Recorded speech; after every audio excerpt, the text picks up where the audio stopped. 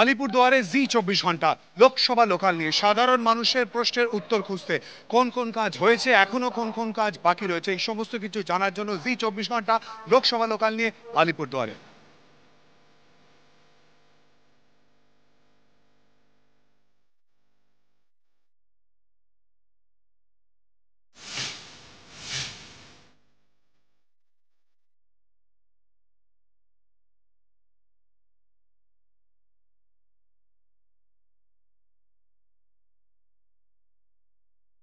নমস্কার, জি 24 ঘন্টা আপনাদের স্বাগত। আমি শিলাদিত্য। লোকসভা লোকাল নিয়ে আমরা চলে এসেছি এই মুহূর্তে আলিপুরদুয়ারে। সাধারণ মানুষের কি কি প্রশ্ন, কি কি তার উত্তর আদৌ কি পাওয়া গেল, এই সমস্ত কিছু জানবো প্রত্যেকের কাছ থেকে। রাজ্যের শাসক দল আপনারা, কিন্তু সাংসদ বিজেপির ছিলেন, কি কি প্রত্যাশা, কি কি কাজ পূরণ হলো, আপনারাই বা কি বলছেন? দেখুন, আমাদের এই ভোটটা হচ্ছে প্রতারণার বিরুদ্ধে ভোট। গত 2019 সালের নির্বাচনে বিজেপি এখানে বলেছিল যে আলিপুরদুয়ারে কেন্দ্রীয় বিশ্ববিদ্যালয় করবে, করেনি। আলিপুরদুয়ারে এইমসের ধাঁচের হাসপাতাল করবে বলেছিল, করেনি। আলিপুরদুয়ারে ওরা বলেছিল কালজানি নদীর ওপরে সেতু নির্মাণ করবে, করেনি। বীরপাড়াতে বলেছিল যে সেখানে রেলের ফ্লাইওভার করবে, করেনি। ওরা বলেছিল ইন্দো বা ভুটান যে নদী কমিশন, সেই নদী কমিশন গঠন করবে, যে নদী ভুটানের নদীগুলোর দ্বারা তরাইয়ের বিস্তীর্ণ এলাকা প্রতিবার প্লাবিত হয়। আমরাও বারবার বলেছি, সেই কথা প্রতিশ্রুতি দিয়েছিল, সেই প্রতিশ্রুতি পালন করেনি। প্রতিশ্রুতি আরও দিয়েছিল 2016 সালের নির্বাচনে। মাননীয় প্রধানমন্ত্রী বীরপাড়াতে এসে জনসভা থেকে ঘোষণা করেছিলেন যে চা বাগানগুলো অধিগ্রহণ করবেন, সেই একটাও চা বাগান অধিগৃহীত হয়। অত্যন্ত গুরুত্বপূর্ণ পরপর প্রশ্ন, আর পরপর করেননি বলছেন। রাজ্য কি করেছে আমরা জানার চেষ্টা করব। বামেদের কি প্রত্যাশা? তৃণমূল কংগ্রেস এবং বিজেপি এদের মধ্যে কোনো পার্থক্য আমরা খুঁজে পাই না, দুটো একই গোডাউনের দল। স্বাভাবিক কারণে আর যিনি সাংসদ ছিলেন গত 5 বছরে সেই সাংসদকে দেখা যায়নি। আপনি যদি রিপোর্ট কার্ড দেখেন তাহলে দেখবেন সাংসদ 5 বছরে মাত্র 30টা প্রশ্ন পার্লামেন্টে করেছে, 110 দিন মাত্র উপস্থিত।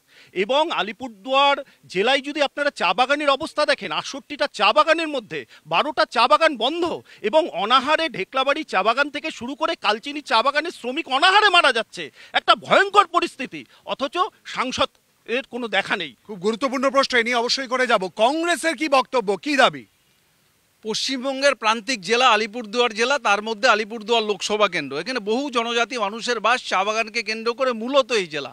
এখানে 2014 সালে তৃণমূল কংগ্রেসের যে প্রার্থী হয়েছিল দশরথ তির্কি, তৃণমূল কংগ্রেসের ভোটে নির্বাচিত হয়েছিল আলিপুরদুয়ার লোকসভা কেন্দ্রে, তিনি যে প্রতিশ্রুতিগুলি আলিপুরদুয়ারে দিয়েছিলেন সেই প্রতিশ্রুতি আলিপুরদুয়ারে পালন করেনি, আলিপুরদুয়ার মানুষের প্রত্যাশা পূরণ করেনি। বিজেপির কি বক্তব্য? সব প্রশ্ন তো আপনাদের দিকেই আসছে। 1977 সালে আলিপুরদুয়ার লোকসভা গঠিত হয়। তার আগে জলপাইগুড়ির আন্ডারে ছিল, তখন কংগ্রেসের সাংসদ ছিলেন। আর 1977 থেকে 2019 দীর্ঘ 42 বছরে আমরা দেখেছি পীযূষ তির্কি থেকে, মনোহর তির্কি থেকে, দশরথ তির্কি থেকে আমরা 42 বছরে বিরোধীদের সংসদ দেখেছি। তাদের কয়েকদিন আলিপুরদুয়ারের মাটিতে দেখা গেছে। আর 19 থেকে 2024 এই 5 বছরে আমি মন্ত্রীর অফিস চালিয়েছি। আমি শঙ্কর সিনহা গ্যারান্টি দিয়ে বলছি, যত লোককে এমসে পাঠিয়েছি, যত লোককে প্রধানমন্ত্রী রিলিফ ফান্ড করিয়ে দিয়েছি, যত লোককে রেলের টিকিট করে দিয়েছি, তারা ওসব কাজ সম্বন্ধে কোনোদিন ওয়াকিবহাল ছিল না। আর এমপি লেডের টাকা তো দূরে থাক, তাদেরকে চোখেই দেখেনি। পীযূষ তির্কি 20 বছর, জোয়াকিং বাকলা 12 বছর, মনোহর তির্কি 5 বছর এবং দশরথ তির্কি 5 বছর। এই 42 বছরে আমরা সাংসদ দেখতে চাই না, কারণ ওতে দর্শনীয় বিষয় নয়, কাজটা হচ্ছে বিষয়। কাজ কি করেছে? দশরথ তির্কির কথা বললেন আমার যে বন্ধু। জেলা 14 পর থেকে তো 2014 লোকসভা নির্বাচনে তৃণমূল কংগ্রেসের সাংসদ জয়ী হওয়ার পরে এখানে মমতা বন্দ্যোপাধ্যায় জেলা ঘোষণা করে। উনি যে জেলাটা লেখে আলিপুরদুয়ার, সেটা মমতা বন্দ্যোপাধ্যায়ের উন্নয়নের একটি কাজ এখানে বলে যান। মমতা ব্যানার্জি জেলা করে দিয়েছে, আর কি লাগে আমাদের? আলিপুরদুয়ারে 15 লক্ষ টাকা ওনারা মোদী সরকার বলেছিল দিবে, আমাদেরকে কি দিয়েছে? দিদি তো লক্ষ্মীর ভান্ডার দিবে বলেছিল, গ্যারান্টি দিয়েছিল, একদম দিয়েছে। শঙ্কর বাবু যে কথাটা বললেন একদম মিথ্যা কথা বলেন। এখানে একটা অফিস করেছিল সাংসদ, আলিপুরদুয়ারে অফিসটা ওদের ভাওতাবাজির দল, ওদের গ্যারান্টি, কোনো গ্যারান্টি নেই, এটা মিথ্যে কথা। 2 লাখ চাকরি দিয়ে বলছে, কোথায় গেল 2 লাখ চাকরি? আমাদের অ্যাকাউন্টে 15 লাখ টাকা দিয়ে বলছে, কোথায় গেল? আলিপুরদুয়ার জেলা হয়েছে নামমাত্র জেলা, কারণ স্বাস্থ্য, শিক্ষা, বেকারত্বের সমস্যায়, হিউম্যান ট্রাফিকিং এ আলিপুরদুয়ার রেকর্ড হারে হিউম্যান ট্রাফিকিং বৃদ্ধি পেয়েছে। এটা নিয়ে কেন্দ্র রাজ্য সম্পূর্ণভাবে উদাসীন। হিউম্যান ট্রাফিকিং নিয়ে কি বক্তব্য? কেন্দ্র রাজ্যের কি বক্তব্য? কোনো বক্তব্য নেই। শিক্ষিত বেকারদের চাকরি বেচে নেতা মন্ত্রীরা জেলে, আর তারা এখানে বড় বড় কথা বলছে। সাংসদ উন্নয়নের টাকা কোথায় গেল, এই জবাবটা দিতে হবে ওনাকে। সাংসদ উন্নয়নের টাকা আলিপুরদুয়ারের কোথায় গেল, কোন উন্নয়ন করেছে এটা বলতে হবে। বছরে 2 কোটি চাকরির প্রতিশ্রুতি ছিল, বারবার মোদি গ্যারান্টির কথা শুনি, কিন্তু সেই গ্যারান্টিটা কোথায় গেল? একটার পর একটা গ্যারান্টি দিয়েছিল মোদি সরকার, সেই গ্যারান্টিগুলো কোথায় গেল? আর একটু আগে তৃণমূল থেকে বললো যে জেলা করেছে আলিপুরদুয়ার, জেলা শুধু নামেই জেলা হয়েছে, জেলার যে পরিকাঠামো সেটা হয়নি। এই যে দেখুন পাশে উন্নয়ন, এই পাশে উন্নয়ন, সামনে তৈরি হচ্ছে নতুন বিল্ডিং, হাসপাতাল, ডিস্ট্রিক্ট হাসপাতালে নতুন 100 বেডের উইংস তৈরি হয়েছে, সামনে ট্রমা কেয়ার এবং বার্নিং ইউনিট তৈরি হবে, কিডনির যে ডায়ালিসিস ইউনিট তৈরি হয়েছে। একদিনে সমস্ত কিছু হয় না, একদিনে সমস্ত হয় না বলছেন। আজকে যে আমরা পড়াশোনা করছি, এই যে ইউনিভার্সিটি হচ্ছে কে দিয়েছে? আমাদের মমতা ব্যানার্জি দিয়েছে। আজকে এই হসপিটাল হয়েছে কে দিয়েছে? মমতা ব্যানার্জি দিয়েছে। হাসপাতাল কে করে দিয়েছে? 100 বেডের হাসপাতাল আরো ওপেনিং হয়েছে। এখানে বিজেপি দুই ভাগে বিভক্ত, একটা হচ্ছে জন বার্লার বিজেপি, একটা মনস্টিকার বিজেপি। জন বার্লার বিজেপি বলেছে যে বর্তমানে বিজেপি ক্যান্ডিডেট, তার নামে অনেক দুর্নীতি প্রমাণ আছে, 17টা টেলার চলছে। অভিযোগ আলিপুরদুয়ার নিয়ে এত কথা বলছে, হাসপাতাল দিয়েছে। আলিপুরদুয়ারের মহকুমা হাসপাতাল যেটা আগে থেকে ছিল, সেই মহকুমা হাসপাতালে সেটা জেলা হওয়ার পরে হাসপাতালের পরিকাঠামোর বিন্দুমাত্র উন্নয়ন হয়নি। একটা এমআরআই ইউনিট নেই, একটা বার্ন ইউনিট নেই। আলিপুরদুয়ার হাসপাতালে শুধু পেশেন্টদের ট্রান্সফার করার জন্য কোনো রকম কোনো পরিষেবা নেই। স্ট্রোক হলে, হার্ট অ্যাটাক হলে কিচ্ছু হয় না, সব শিলিগুড়ি ট্রান্সফার হয়। আমার প্রশ্ন, আমাদের জেলার পরিবহন ব্যবস্থা ভেঙে যাচ্ছে, আমাদের 4 লেন সারা দেশে তাড়াতাড়ি হয়ে যাচ্ছে, আমাদের 4 লেনের কাজ কেন 2 বছর ধরে আটকে আছে? এই প্রশ্নের উত্তর দিতে হবে শাসক দুই পক্ষকেই।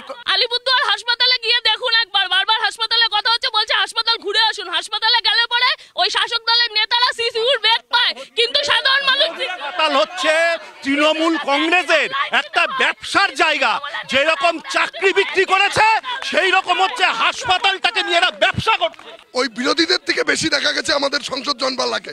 ওরা চোখে দেখতে পায় না, ওদের চোখে চশমা লাগিয়েও দেখতে পায় না ওরা। কিন্তু আমি বলছি, বামফ্রন্ট আমলে কটা হাসপাতাল হয়েছে, কটা এমস হয়েছে, মোদিজি তো দিয়েছে প্রত্যেকখানে। বালুরঘাটে কি করলো? বালুরঘাটে উন্নয়নের সাংসদ কি করলো? সবখানে কাজ হয়েছে। আজকে মোদিজির হাত শক্তিশালী হয়েছে। 135টা স্কিম ভারতবর্ষে, প্রত্যেকের বাড়ি বাড়ি হার ঘর জল। আলিপুরদুয়ারে লাখ লাখ টাকা খরচা করে সুপার স্পেশাল হাসপাতাল হবে বলে প্যান্ডেল করেছিল, বড় স্টেজ করেছিল, একজন কেন্দ্রীয় মন্ত্রী বলেছিল ওপেন করবে, সিন্ধুর সাহেব শিলান্যাস হয়নি, প্যান্ডেল খুলে বেড়েছে। আপনার আমার টাকা। প্রধান শিল্প পর্যটন শিল্প, যেটা উত্তরবঙ্গের একটা সবচেয়ে বড় শিল্প, সেই পর্যটন শিল্প এই তৃণমূল এবং বিজেপি এরা বিক্রি করে দিয়েছে। যারা দুর্নীতির কথা বলে, আজকে বরানগর মিউনিসিপাল কর্পোরেশন স্ক্যামে যিনি অভিযুক্ত ছিলেন, বিরোধী দলনেতা, যার আলিপুরদুয়ারে আসুন। হ্যাঁ, আমি বলছি, যার বিরুদ্ধে বলেছিল, যার আলিপুরদুয়ারে সমবায় দুর্নীতিতে সিপিএম এর নেত্রী জড়িত, আজকে তারা জবাব দিক। সিবিআই তদন্ত দিয়েছে সিপিএম নেত্রীর বিরুদ্ধে, তাদের প্রশ্ন করুন। উপাসনা সেনগুপ্ত সিপিএম নেত্রী, সমবায় স্ক্যামে জড়িত, সে নামটা ভুলে যায়নি। আরেকটা প্রশ্ন আমি বিজেপির যিনি মুখপাত্র আছে ওনাকে বলছি, উনি আলিপুরদুয়ারের যে শহরে আমরা দাঁড়িয়ে আছি, সেই শহরে একটা বিজেপির সাংসদ একটা চাপাকল বসিয়েছে, এটা দেখাক, আর উনি নিজের বুথে লিড পাবে নাকি সেই উত্তরটা দিক। আজকে এখানে দেখা যাচ্ছে বিজেপি আর বামপন্থীদের মধ্যে কোনো ফারাক নেই। বামপন্থী প্রার্থী কোটিপতি আমরা দেখেছি, এরা আবার বামপন্থী নামাবলী নিয়ে কথা বলছে, আর বিজেপি আর তৃণমূলের মধ্যে কোনো তফাৎ নেই, ওরা একই বৃন্দের দুটি ফুল। আমরা সবসময় এই কথা বলি। বিজেপির যিনি আছেন তিনি একই গোডাউনের জিনিস, একসময় তিনি তৃণমূলই ছিলেন, এই বিজেপি আর তৃণমূল এদেরকে এক জায়গায় দাঁড় করান, এরা হচ্ছে এক জায়গায় দাঁড় করান। এই তৃণমূল বিজেপি এরা চাকরি বিক্রি। শাসক দলরা এত কথা বলে, মা মাটি মানুষ, মায়েরা তো পাচার হয়ে যাচ্ছে প্রতিদিন। আপনি নিউজ পেপার দেখবেন, প্রতিদিন একটা পাচার চক্র নিয়ে একটা করে নিউজ বেরোয় আলিপুরদুয়ারে, এটা নিয়ে কেউ কিছু বলছে না। তৃণমূল দল যে ভোট চাইতে যাচ্ছে না, চোরেরা মানুষের বাড়িতে ঢুকলে ওনারা বলছেন সাংসদ কি উন্নয়ন করেছেন তার রিপোর্ট কার্ড কোথায়? সব আছে। ওরা যদি রিপোর্ট কার্ড চায় ডিএম এর থেকে দেখতে পারে কত টাকা ইউটিলাইজেশন সার্টিফিকেট আছে, ডিএম এর কাছে জমা আছে, এমপি লেডের টাকা। একটু ধরবেন, ওদের কাছে সময় বেশি দিচ্ছেন, আমাদেরকেও সময় দিবেন। ডিএম তো পালিয়ে যায়, মন্ত্রী আসলে পালিয়ে যায়, আমাদের সংসদ গেলে উনি দেখা করে না, উনি আমার রাস্তা ব্যারিকেড করে দেয়, সংসদ মাটিতে ধন্দা দেয়, সেই রিপোর্ট কার্ড দিবে, ডিএম দিবে, আমাদের সংসদ দেবে না। দল বলবে না কি করেছে বিজেপির তরফ থেকে, দল বলবে না কি কি সেটাই প্রশ্ন। সোলার লাইট হয়েছে, প্রচুর রাস্তা হয়েছে, প্রধানমন্ত্রী সড়ক যোজনার আন্ডারে প্রচুর রাস্তা হয়েছে আলিপুরদুয়ারে। ওরা দেখতে, আরে ভারতবর্ষে মোদিজির আমলে যেসব রাস্তা হয়েছে ওরা কোনোদিন ভাবতেও পারবে না। এখন রাফেল নামে রাস্তায় সড়কের রাফেল নামে সাংসদে প্রার্থী বদল করা হলো কেন? বারবার করে দ্বন্দ্বের কথা বলা হচ্ছে।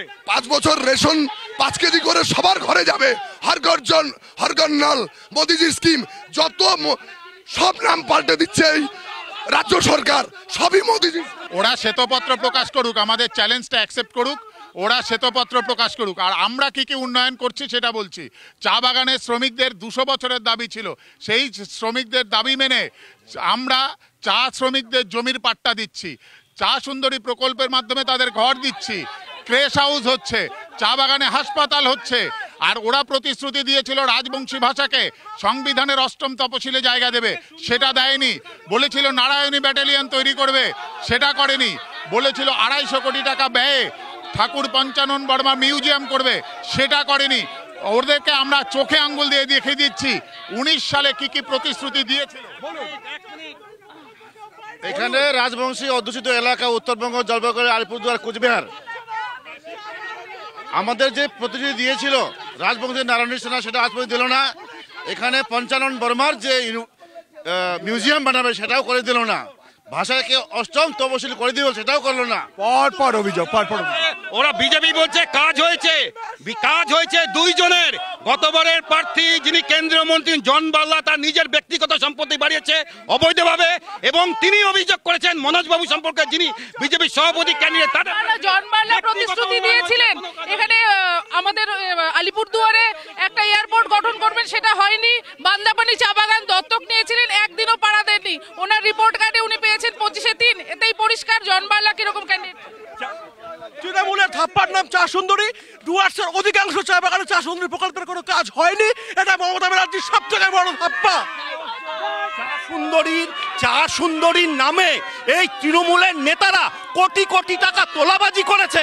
এই চা বাগানের শ্রমিকরা অনাহারে মারা যাচ্ছে। ঢেকলাপাড়া চা বাগান বিগত 2023 সালের পঞ্চায়েত নির্বাচনে প্রহসন করেছে তৃণমূল কংগ্রেস, বিডিওদের মাধ্যমে সমস্ত ভোট লুট করেছে। যে সমস্ত বিরোধীরা নির্বাচিত হয়েছিল জোর করে তাদের উইনিং স্লিপ ছিঁড়ে ফেলে দিয়ে তৃণমূল কংগ্রেসের সমস্ত পরাজিত প্রার্থীদেরকে উইনিং স্লিপ দেওয়া হয়েছে। লোকসভা লোকাল নিয়ে আমরা ফেরত আসবো একটা বিরতির পর। চোখ রাখুন জি 24 ঘন্টায়।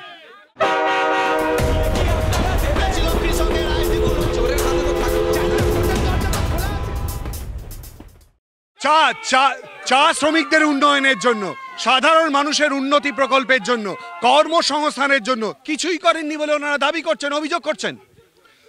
মমতা ব্যানার্জির চা সুন্দরী প্রকল্প, একটা বাগানের উদাহরণ দিই, বান্দাবানিতে 250 ঘর করেছে, 20/20, 4টা ঘরে মাত্র মানুষ গিয়েছে, কেউ ইউটিলাইজ করে না। আর চা বাগানের পাট্টা, এটা মমতা ব্যানার্জির ধোকা, নট ট্রান্সফারেবল। তাহলে সে যদি মারা যায় তার ছেলেমেয়েরা ওই পাট্টা অধিকারী নন। ওরা অভিযোগই করতে থাকুক আর বলুক যে চোখে দেখে না, হাসপাতাল চোখে দেখে। আপনি খোঁজ নিয়ে দেখুন হাসপাতালটা। কিন্তু ওনারা তো সিপিএম এর তরফ থেকে, কংগ্রেসের তরফ থেকে বলা হচ্ছে হাসপাতালে মানুষ পরিষেবা পাচ্ছে না, উল্টে দুর্নীতির অভিযোগ করছেন। বলছি সেটা হচ্ছে ও বান্দাবানি চা বাগানের কথা বললো। বান্দাবানি চা বাগান দত্তক নিয়েছিল এখানকার গতবারের সাংসদ, তাই এই উন্নয়ন তিনি করেননি কেন? আর যিনি আজকে কংগ্রেসে গিয়ে দাঁড়িয়েছেন 2023 সালে পঞ্চায়েত নির্বাচনের টিকিট না পেয়ে তিনি কংগ্রেসে গেছেন। 14 সালের প্রতিশ্রুতি আলিপুরদুয়ারে আপনাদের সব নেতা কংগ্রেস থেকে গেছে, তার মানে এটা প্রমাণ হয় না, আলিপুরদুয়ারে আপনি নিজে কংগ্রেসে ছিলেন, আপনাদের নেত্রী মমতা ব্যানার্জি কংগ্রেস থেকে গেছে, তার মানে এটা প্রমাণ হয় না যে আপনি এই কথা বলতে পারেন না। বিজেপি এবং তৃণমূলের কাছে যদি ইলেকটোরাল বন্ডের টাকা না থাকে এই দল দুটো উঠে যাবে, এই দেশ থেকে উঠে যাবে। পরিষ্কার কথা হচ্ছে এবার লোকসভা নির্বাচনে তৃণমূলের জয় সুনিশ্চিত। এই যে অভিযোগটা ওরা করছেন যে আপনি বললেন 4 সুন্দরীর কথা, উনি সরাসরি বলছেন রাজ্যের তরফ থেকে সমস্ত প্রকল্প ইমপ্লিমেন্ট করা হয়েছে, কেন্দ্রের তরফ থেকে টাকা কেন দেওয়া হয়নি এই অভিযোগ করা হচ্ছে। খালি কেন্দ্রের টাকাই চায়, টাকা দেওয়া হয়, ইউটিলাইজেশন সার্টিফিকেট দেওয়া হয় না। তারপরে যখন সিবিআই ইডি হয় এক একটা নেতা মন্ত্রীরা ফেসে যাচ্ছে, জেলে যাচ্ছে। 2টা চিফ মিনিস্টার ভারতবর্ষে জেলে গেছে, ওয়েটিং লিস্টে আছে মমতা ব্যানার্জি। হাসপাতালের প্রতিশ্রুতি হচ্ছে, আরো হবে। মোদীর নেতৃত্বে প্রত্যেক রাজ্যে এইমস হচ্ছে, সুপার স্পেশালিটি হসপিটাল হচ্ছে, মোদীজির নেতৃত্বে হচ্ছে। সরকার বিজেপি সব টাকা খেয়ে নিয়েছে, হসপিটাল করবে বলে হসপিটাল কোথায় গেল? লাখ লাখ টাকা খরচা করে তারা স্টেজ বানিয়েছে, কোথায় গেল? চাকরির ঘোষণা করতেছে, জংশনে হসপিটালে চাকরি দিবে। ধাপ্পা পাওয়া যায় দলটা স্বাধীনতা সংগ্রামে। বাম আর রাম এক হয়ে গেছে, বাম রাম এক হয়ে ভোট করতে যাচ্ছে, বিজেপির কোনো পথ নেই, তৃণমূলের জয়। সবাই জানে আলিপুরদুয়ারের এমএলএ তার গায়ের থেকে বিজেপির গন্ধ এখনো যায়নি, সে এখন তৃণমূলের হয়ে গেছে। সুমন কাঞ্জিলাল সবথেকে বড় উদাহরণ। এই মুহূর্তে আলিপুরদুয়ারের যে বিধায়ক সুমন কাঞ্জিলাল তৃণমূলে আছেন, তিনি কয়েক বছর আগে বিজেপিতে ছিলেন। এই বিজেপি আর তৃণমূল একটা গাছের। আপনি উন্নয়নের একটা নমুনা দেখাচ্ছি, দেখেন তৃণমূল নেতারা কি পরিমাণ কাটমানি খেয়েছে, 5 বছরে বিল্ডিং ভেঙে পড়ছে। এরা পারলে এটাও বিক্রি করে দেবে। একটা ভয়ঙ্কর পরিস্থিতি, বেকারের কর্মসংস্থান নেই, অথচ এরা চাকরি বিক্রি করছে।